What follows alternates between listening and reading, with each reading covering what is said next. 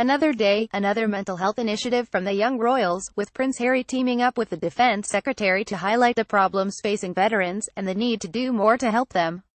Today, the 10th of October, World Mental Health Day, is a good time to take stock both of the enormous progress we have made with regards to attitudes to mental illness, but also of the huge strides we still need to make. The campaign for greater understanding and awareness is doubtless helped by the high-profile support that Prince Harry and his elder brother and his wife can bring. It's great too that they asked the sometimes politically unwelcome questions: should some drugs be legalized? William asked last month, are we doing enough for the most vulnerable? The second question is more easily answered than the first. The answer is no, hence the need for the many continued campaigns. Was William's question on drugs, and the persistent campaigning on mental health, evidence of the young princes taking an independent and new path, speaking out about what needs to be said while politicians are increasingly staying what they wittily refer to as on message. Even Kenneth Clark has modified his criticism of the government's Brexit efforts to a whisper.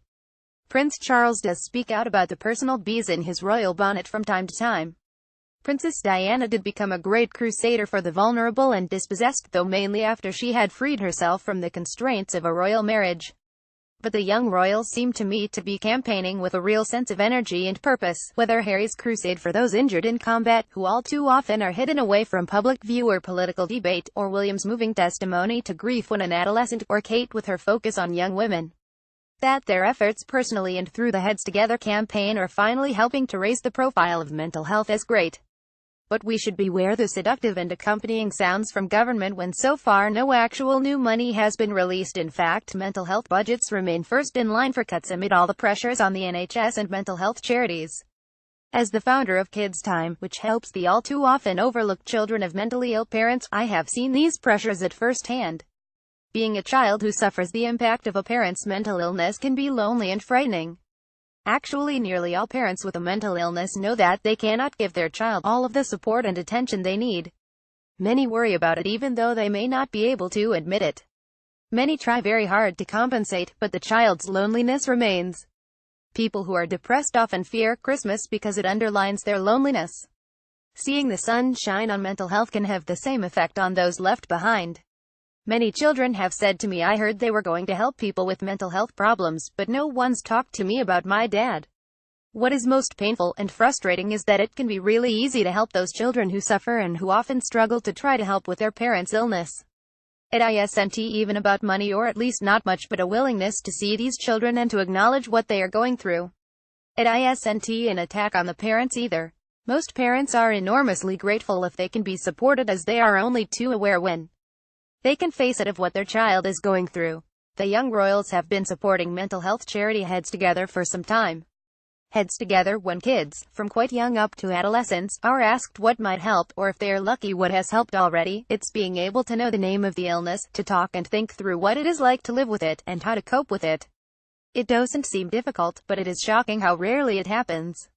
Living in ignorance about it then breeds loneliness, which can be compounded by bullying and also often misapprehension by teachers. These children deserve to have their own minds, and to know that they may have to put themselves first sometimes. Not surprisingly, they won't always welcome what may be called support.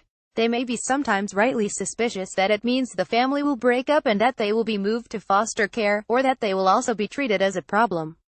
These children are courageous and need to be recognized, talked with respectfully, given knowledge, and an easy port of call.